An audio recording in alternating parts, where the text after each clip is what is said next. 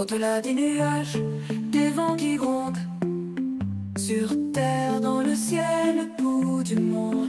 Info qui tourne et qui résonne.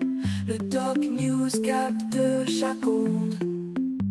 Les nuages dansent le bas. Salut à toutes, c'est le Doc News pour la news, j'espère que vous allez bien. Moi ça va super, on est parti pour une petite news qui vient de tomber il y a pas longtemps. La plus grosse télécabine de Val Thorens a eu un accident.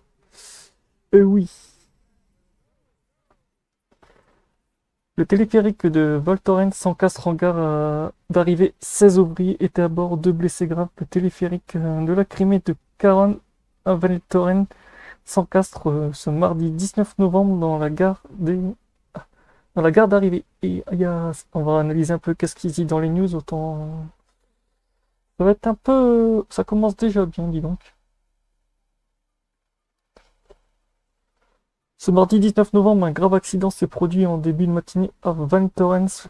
Le téléphérique de Crimée-Caron s'est encastré à l'arrivée en gare sur le domaine de Val Thorens. Selon nos informations, une vingtaine de personnes seraient concernées par l'accident.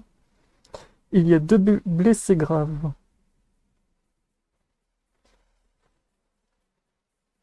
Les personnes sont gravement blessées, mais leur pronostic vital n'est pas engagé. Toujours selon la préfecture, 2 personnes sont gravement blessées, sans pronostic vital engagé, et 4 légèrement blessées.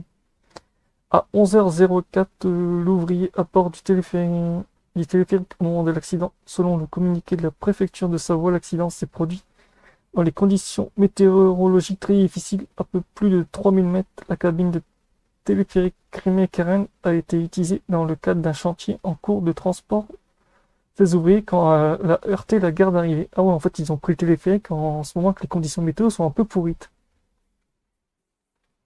Les personnes impliquées dans l'accident, mais non blessées, sont identifiées par les petits panneaux portés autour du cou. Elles sont, elles aussi, accueillies. Ouais, ils ont des panneaux pour sûr, pas sûr, machin. Le premier blessé arrive dans ce qui peut être considéré comme un hôpital de campagne.